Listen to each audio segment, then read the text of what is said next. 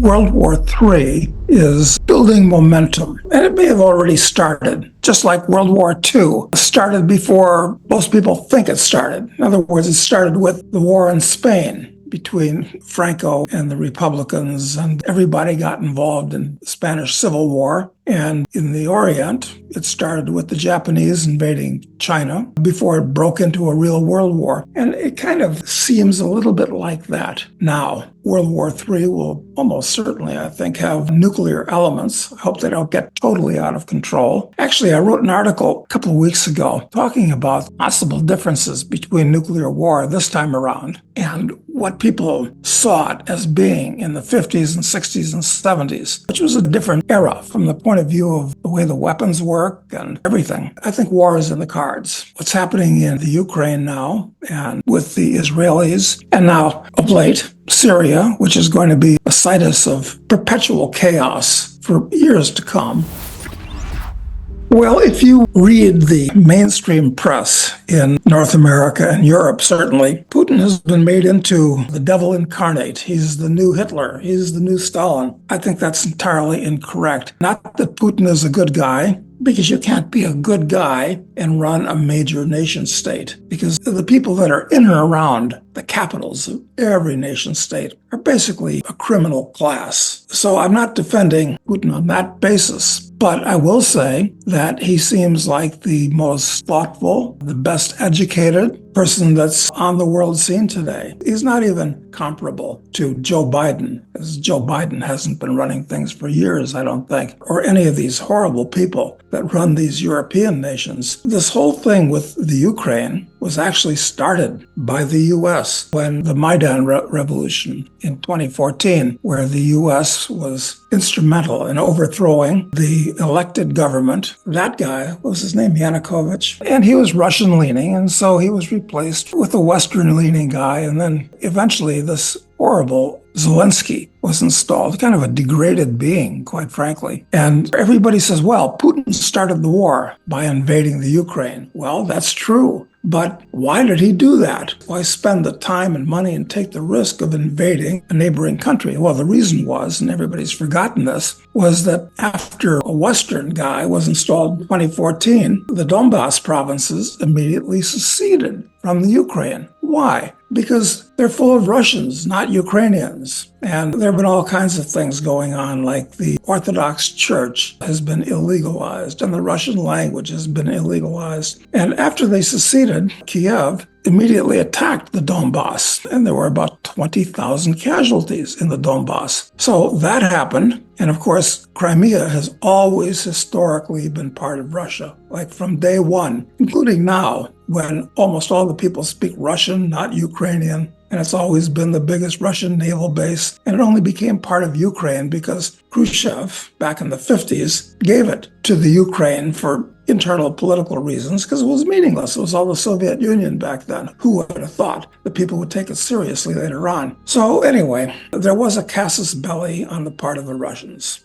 going into this whole thing in a lot of detail. And since then, the U.S. has broken its word about the expansion of NATO and basically attacking Russia and trying to overthrow the regime. The fact is that Putin's done a lot of good things for Russia. Radically reduced the taxes, reduced the regulations, turning it from a total shithole into a reasonably normal country for all the problems that it has. And since Americans are overwhelmingly, it seems, on the side of the Ukraine, because they've been told that Russia's evil and Zelensky's a hero and a great guy. So I'm sure I'm going to lose half of our listeners at this point just for having said what I've just said.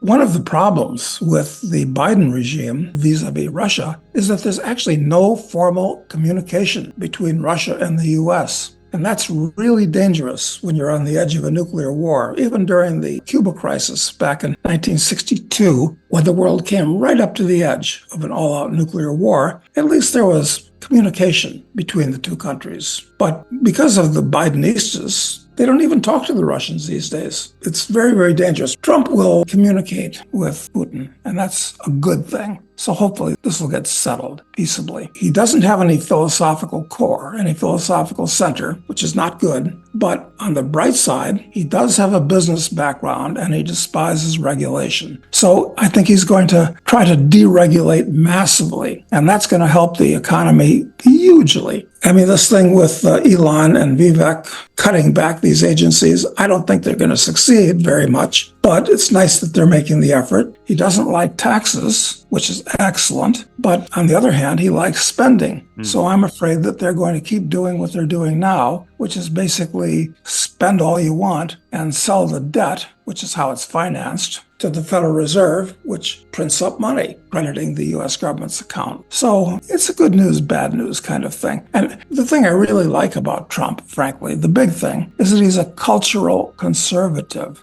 For many, at least 6 decades, the question has been, are we going to have eventually catastrophic credit collapse or a runaway inflation in the dollar? This is something that third world countries confront all the time. They're poor, they print up money, it creates a business cycle and lots of distortions and misallocations of capital in the economy, and it eventually blows up with one or the other. But here in the US, they want to keep the ball rolling. The last thing that the government wants to see is a deflationary collapse like happened in 1929. So they'll do anything that they need to prop up failing banks, prop up failing corporations, bail out consumers if they get too restive, and that's printing money. And in the short run, printing money feels good. It stimulates the economy. People go out and buy all kinds of shit that they don't need because they got the money. I mean, they feel artificially rich, both because it wastes capital on a macro level and indebts them on a micro, private level. It always ends badly. So my answer to the question is, we'll have mourning in America now for a while. But in the real world, mourning only lasts 6 hours. So, and then we're in for rough times again. And it's too bad that it's going to happen in Trump's in office, because since he's vaguely associated with capitalism and the free market, once again, the free market will be blamed for these things, and the hoi polloi will all say, do something,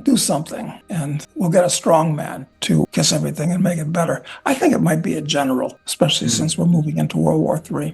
In Argentina, just across the Plate River, they've used inflation to keep the ball rolling for decades and decades. And it's still a nice country. But I don't think that the U.S. can do what Argentina and some other countries, especially here in Latin America, have done. Just print up more money, because the whole world runs on the dollar. I mean, what happens in Argentina, since World War II, they've totally destroyed 5 currencies, given them new names. Old currency goes to zero, come out with a new currency, different name. They destroy that one. But still, life goes on. It won't be quite that way in the U.S. if they destroy the currency. Why? Because Argentines are very hip to this type of thing. It's the water they swim in. So Argentines with money get their money out of the country. It all goes to the US or Switzerland or some other place. And when the time is right and assets are cheap, they bring their money back into the country and they can rebuild. A certain class can become wealthier. But that won't happen in the US because the average American doesn't have money outside of the country for a lot of reasons. Everything's in the US, number one. Number two, the whole world runs on the US dollar. Our major export since the early 1980s has been dollars. It hasn't been soybeans. It hasn't been Boeings. It's been dollars. It's resulted in an artificially high standard of living. We ship out billions and hundreds of billions of dollars, and they're accepted everywhere. And in return, we get cars and electronics and cocaine and all kinds of other good things that are shipped in. But at some point, foreigners, they don't have to accept dollars the way American citizens do. And there'll be a currency crisis where they don't want any dollars anymore.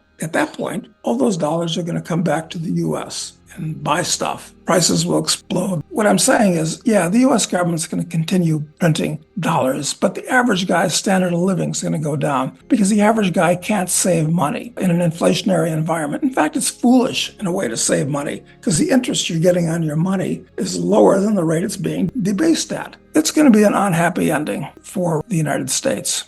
I don't know how many soldiers or military types the U.S. has in Syria right now, because nobody even knows exactly how many foreign bases the U.S. government has. And then you've got other countries that are backing different groups. The Israelis have a dog in the fight, and the Turks do, and part of Syria is full of Kurds, and the Kurds want to be independent, along with the Kurds in Turkey and Iran and Iraq. So how many military people does the U.S. have in Syria? I've heard estimates anywhere from 1,000 to 9,000. That's a lot. And what's going to happen if things get a little bit out of control, any of a number of ways it's possible, and they get into firefights and a bunch of them get killed? Well, of course, how many soldiers should the U.S. have in Syria? Well, the correct answer is 0, because it's none of our business. This is like watching the Hatfields and McCoys on steroids. And how do you choose who you want to back, the Hatfields or the McCoys? Well, if you have any brains, you won't get involved. It's none of your business. That's the case in Syria. But the U.S. will step in. In fact, didn't Biden in some comments say that we'll help rebuild Syria? Oh, I guess we got to rebuild the Ukraine next, too. In the short run, the price of gold, like the price of Bitcoin or the price of stocks, is random. The question is, what's the long-term trend, or at least the medium-term trend? And unfortunately, gold is going higher. Well, fortunately for me, it's going higher because I've always used gold as a savings mechanism, and sometimes it's an excellent speculative vehicle. But now, at its current level, it's reasonably priced, in my opinion, relative to other things from a historical basis. It's not like at giveaway levels, which it has been any number of times in the last 50 years since the U.S. government stopped suppressing its price. So I continue to buy gold. Why? Because it's the only financial asset that's not simultaneously somebody else's liability. And there's lots of reasons why you don't want to use your savings or keep major capital in dollars or any other currency. So yeah, buy gold. I'm interested in Bitcoin and have been since 2017. And the same arguments that you can make for Bitcoin going to